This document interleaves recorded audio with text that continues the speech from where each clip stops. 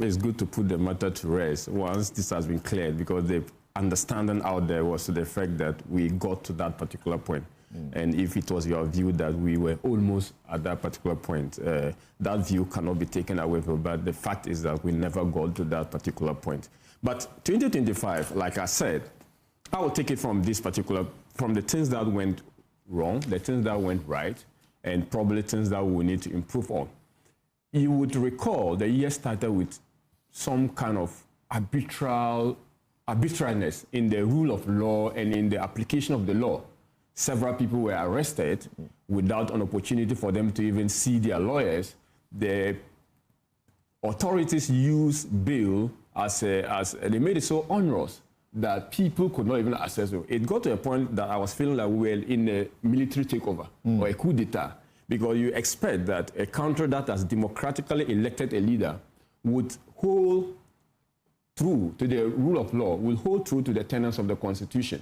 But that was the lowest moment of our democracy, and I thought that whenever there is a change in government, we must reflect that this was not the best time for the country, and that whenever we are reflecting the year 2025, we should not lose sight of what happened. Again, when the president started appointing his ministers, he promised the people of Ghana that he wanted to do some 15 ministers, and at a point, the list, there was some 3 or 4 people for the president. It got so long for the president to make the decision on those particular 3 people. It gave also a sense of the president not being decisive, or he was suffering from indecision at that particular point, because you couldn't have promised the people of Ghana prior to the election you were going to do some 15 ministers. Then after being given the baton, the president was wanting as to who to appoint to make the complete set of the ministers that he promised the good people of Ghana. And at a point, I was even one of the first people to raise the fact that if the president was serious, considering the national security situation, galamsey insecurity around the country, he would have appointed the minister responsible for national security. That was in consonance with the National Security Act. But the president, on hindsight, in fact, I was insulted and people thought that I was speaking out of vacuum. But the president, on hindsight, had to assign that responsibility again to the minister responsible for interior. And I thought that in our learning, we must learn that when these things are raised, it is the responsibility of the president to listen and to know that we are doing that in good faith. There were also certain allegations within the year that I expected the president to have thoroughly investigated and bring a possible finality to those issues. You recall that the start of any governance, the commitment, the faith the people have in your governance is how you approach issues of accusation against your own appointees. There were accusations against appointees on galamsey. Up to today, the president has virtually not done anything about that. We've not heard of any report coming from the presidency as to how those matters have been conclusively dealt with within the year. Those 2 officers of the NDC were reported to the Attorney General, and the Attorney General asked Kyoko to investigate them.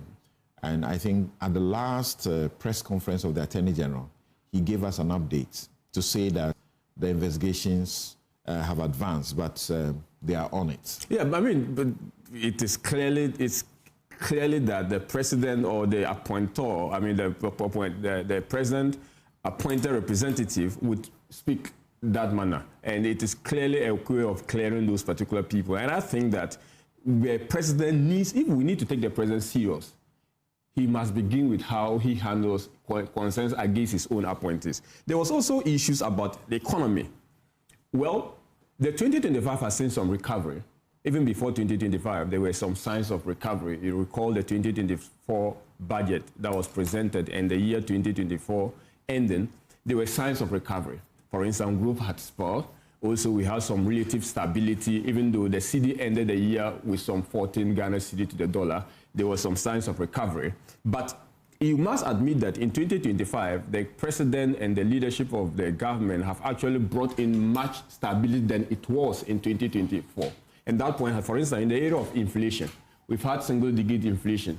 That was something good. That is something good for the year under review. We also have some stability in the exchange rate. At what cost, we will discuss. And even if that is what we want to go on as a country, we will have to discuss that.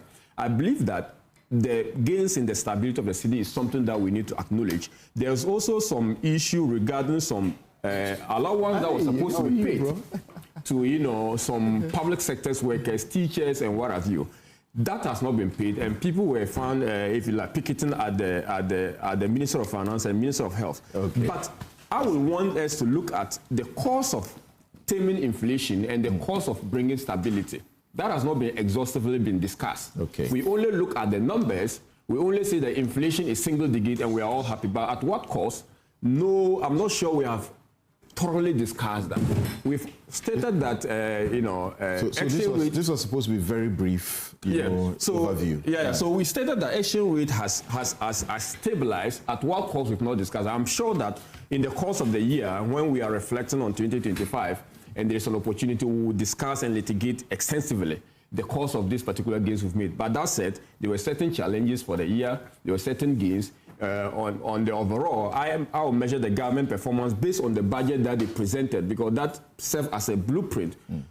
At least, not more than 50% of their of their promises in that budget were not achieved. So basically, if you promise me certain goods in the budget and you've not achieved at least 50% of them, I'll basically give you, a fair score. But basically, it cannot pass as an excellent performance for the year 2025. Interesting.